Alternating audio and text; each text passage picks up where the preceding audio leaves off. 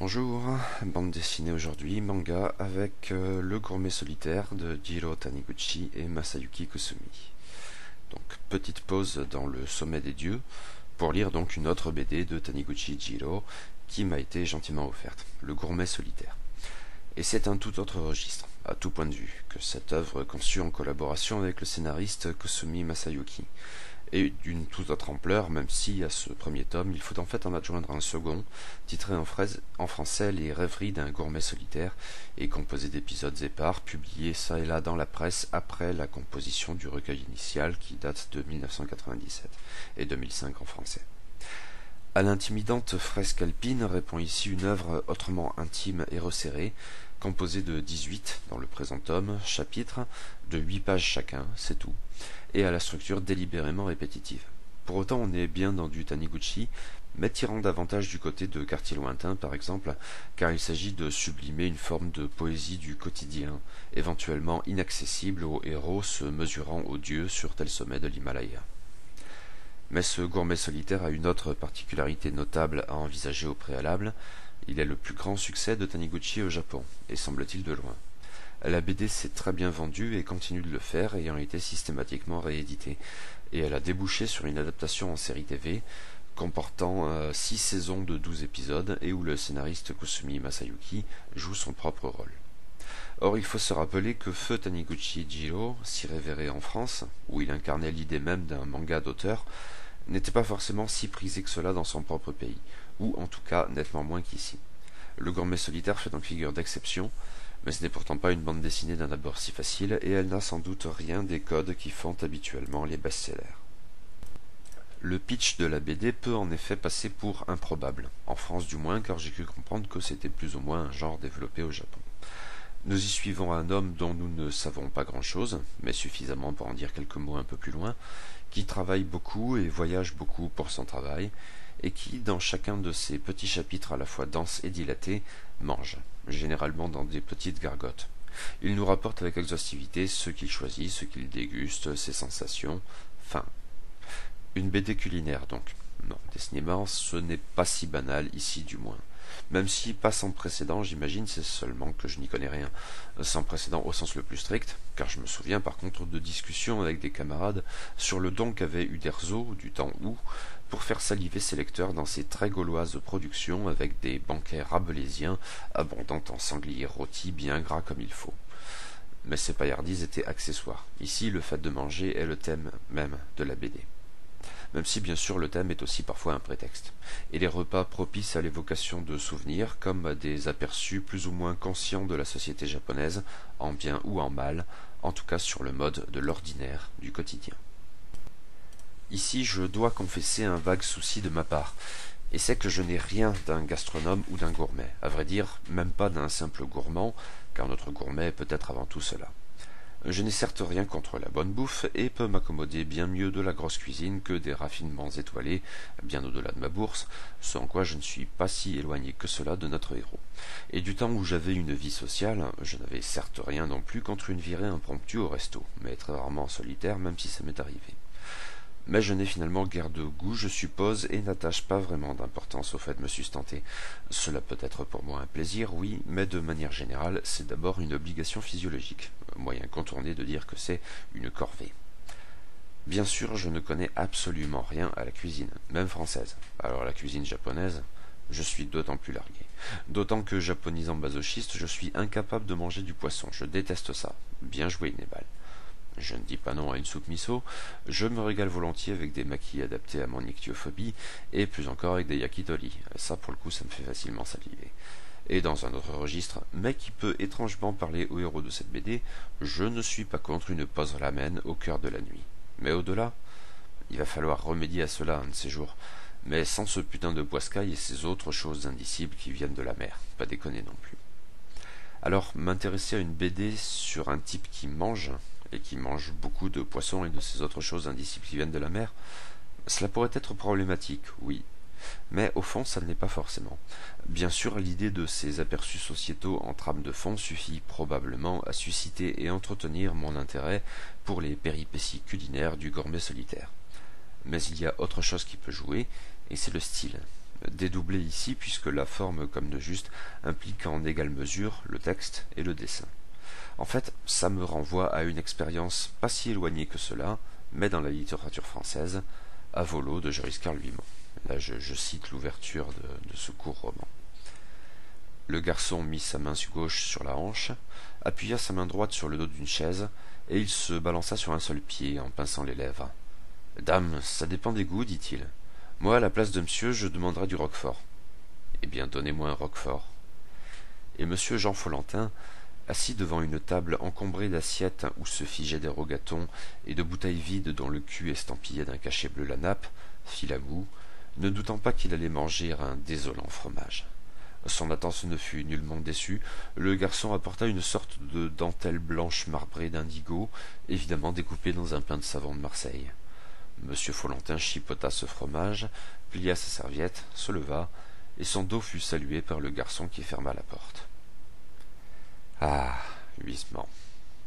Dans le fond, certes, ce n'est pas la même chose, c'est même l'opposé.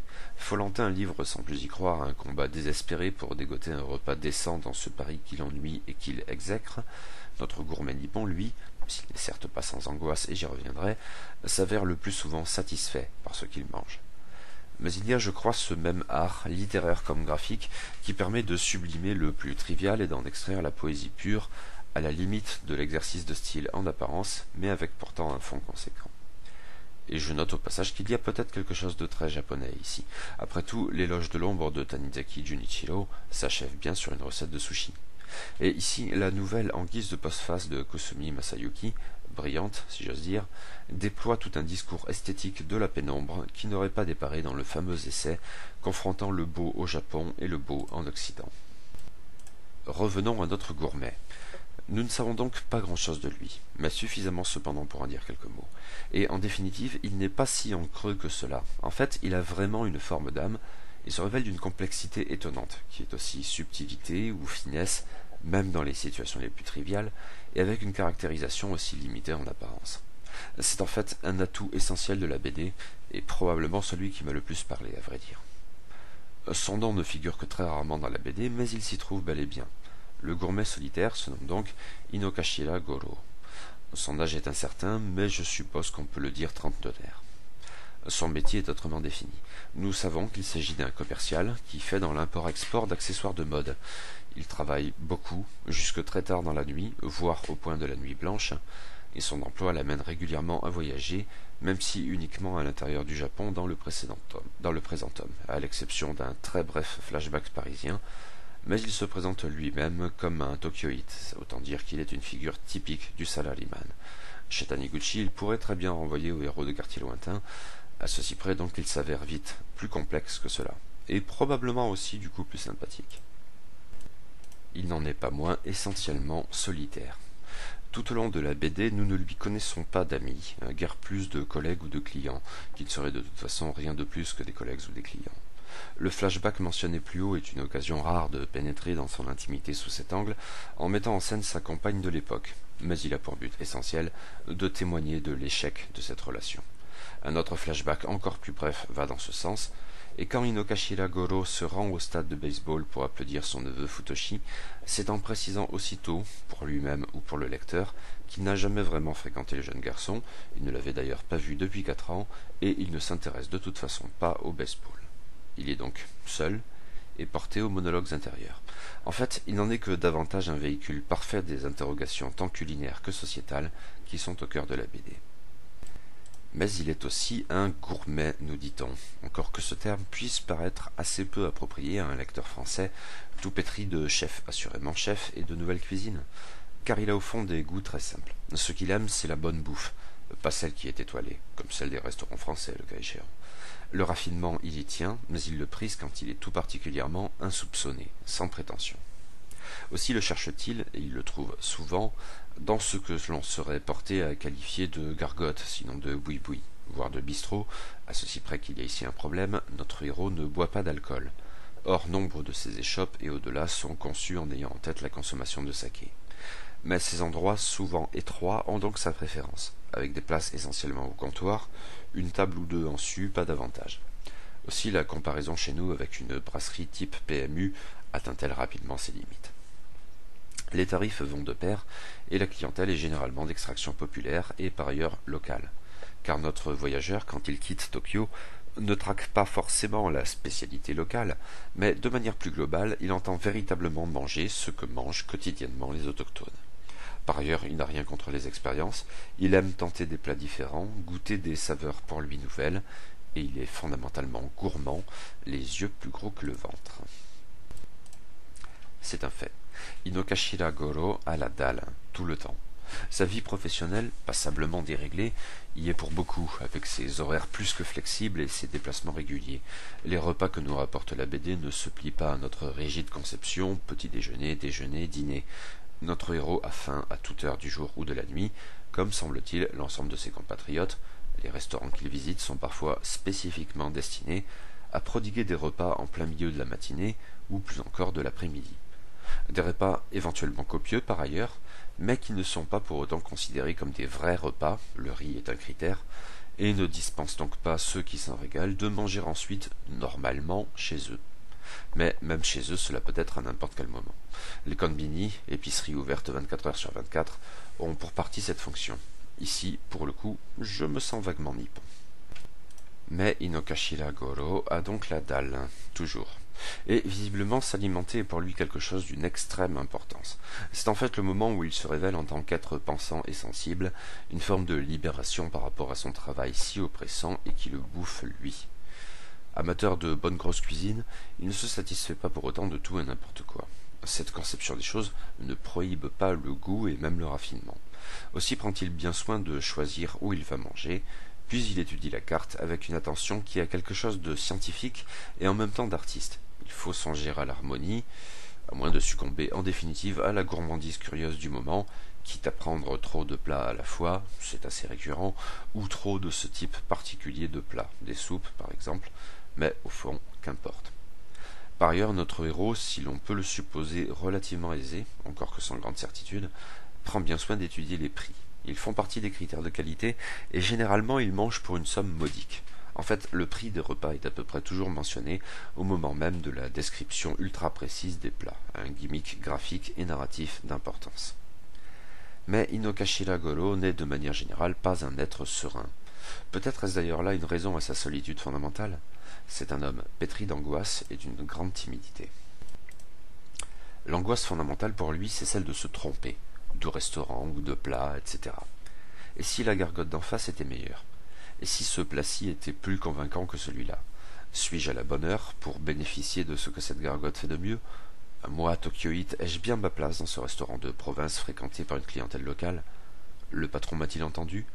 Cette crainte perpétuelle du faux pas ou de l'erreur d'appréciation le saisit en permanence. Et elle entretient une relation complexe avec sa timidité, car Inokashira Goro est globalement un homme effacé, ou qui s'efface. Il n'ose pas hausser la voix. C'est fâcheux dans certains de ces restaurants où les habitués n'ont pas cette gêne, aussi les sert-on en priorité, pour la seule raison que l'on a entendu leur commande, et pas celle de notre héros. Dans une unique exception, notre héros se lève soudainement et se plaint au patron, au point où les insultes de la part du détestable cuisinier fusent bientôt. Mais la gêne du gourmet est palpable, qui le fait se montrer maladroit.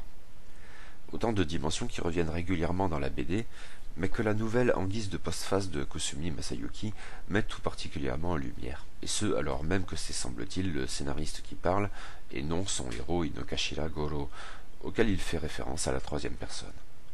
L'auteur et son personnage décidément n'ont rien du Ronin bourru, ouvrant avec fracas la porte de la taverne en braillant à manger, et qui interpelle la jeune serveuse, fillette, refusant son thé en braillant sur chef du saké.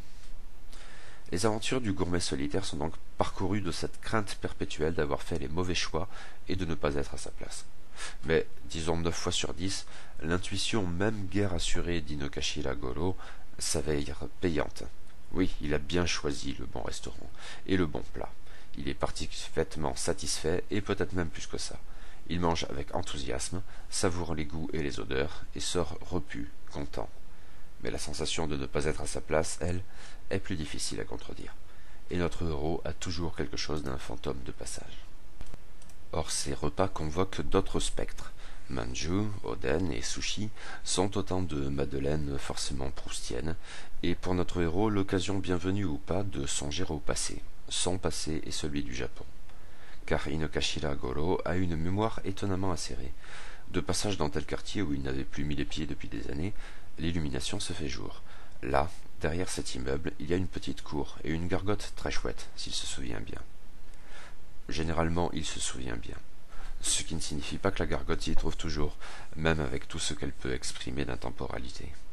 Le fait est que le monde change, et le Japon avec, plus vite encore si ça se trouve. La satisfaction de retrouver le bon petit resto s'avère bien rare, et les errances du gourmet empreintes d'une vague nostalgie. Limite conservatrice? Et pourtant probablement pas, car confronté à ce changement, Inokashira Goro se laisse porter. Il y a d'autres gargotes à essayer, d'autres saveurs à découvrir.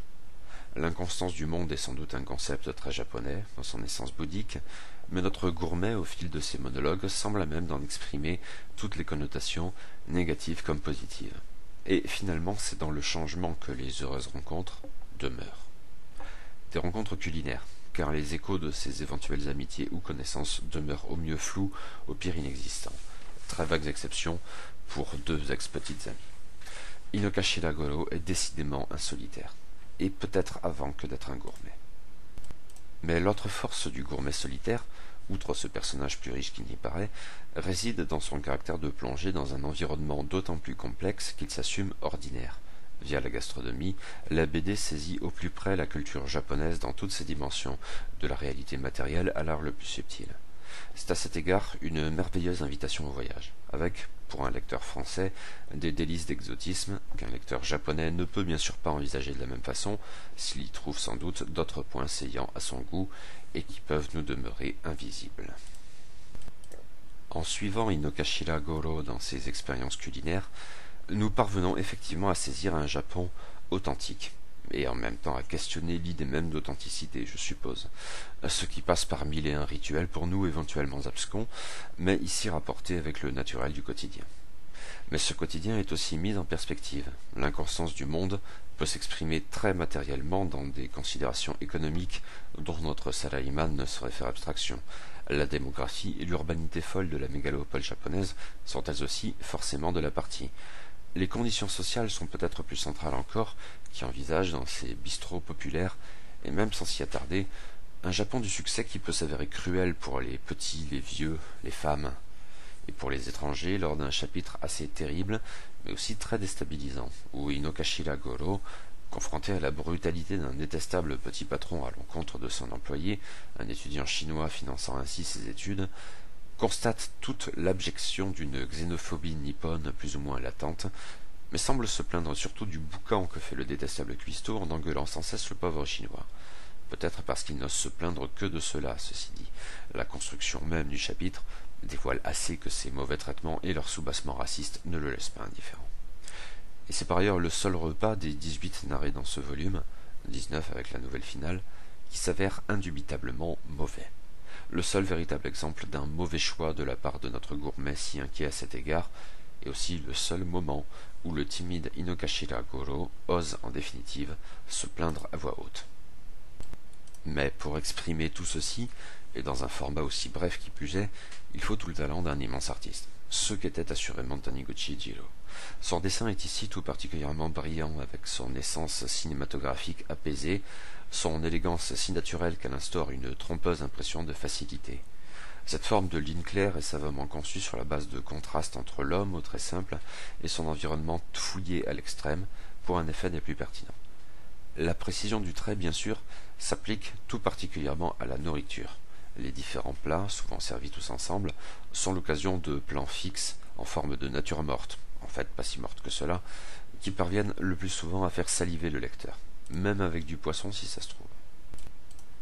Ceci étant, la grande réussite de Taniguchi à cet égard, c'est une fois de plus, à mon sens, le gourmet plutôt que ce qu'il mange. Le trait de Taniguchi avec sa grande finesse m'a jusqu'ici, peu de lecture certes, Quartier lointain et les 3 premiers tomes du Sommet des Dieux, davantage séduit pour ses décors et ses cadrages que pour ses personnages, que je tendais souvent à trouver un peu monolithiques. Or ce n'est pas du tout le cas du gourmet, dont le visage, pour être réduit à quelques traits, s'avère superbement expressif. La bouche vaguement tordue du héros, et ses yeux si éloquents, expriment ses craintes, ses envies et ses joies avec une force et une sincérité qui lui sont totalement inaccessibles verbalement. Et ses joues gonflées, ses grognements de satisfaction, que je ne supporte pas en vérité, mais ici c'est autre chose, témoignent de la joie pure de notre gourmet faisant un bon repas. Pour moi, c'est ici la vraie force du dessin de Taniguchi Jiro dans cette BD, qui ne retranscrit pas tant la beauté des plats que le plaisir de qui s'en régale. Aussi improbable soit le pitch de cette BD, le fait est qu'elle fonctionne très bien. Je n'en ferai pas ma BD préférée de Taniguchi, car ce format très particulier ne la rend pas forcément d'un abord très aisé, et un quartier lointain par exemple bénéficie éventuellement d'une plus grande universalité, outre que la narration suivie est sans doute davantage dans nos mœurs à cet égard. Par ailleurs, il me semble qu'il vaut mieux picorer dans Le Gourmet Solitaire, BD qui ne se prête pas vraiment à une lecture en bloc, laquelle s'avérerait sans doute trop répétitive pour convaincre. Il faut laisser mijoter comme de juste, oui, prendre son temps de manière générale, pas de binge reading ici. Mais c'est une réussite, une BD sensible, juste, inventive, et une appréciable plongée dans le quotidien japonais, faussement prosaïque, ou élevant le prosaïque au rang d'art. Alors, itadakimasu, formule rituelle japonaise que l'on est tenté de traduire en français par bon appétit, mais dont la véritable signification est tout autre. C'est le fait pour soi de remercier pour ce que l'on reçoit et de remercier tous ceux grâce à qui l'on peut manger le repas dont on s'apprête à se régaler. En fait, c'est même plus large que ça, l'expression ne s'applique pas uniquement au repas. Mais elle me paraît appropriée à tout point de vue. J'ai reçu, et je remercie tous ceux qui y sont pour quelque chose, des auteurs à celui qui m'a offert cette BD. Itadakimasu.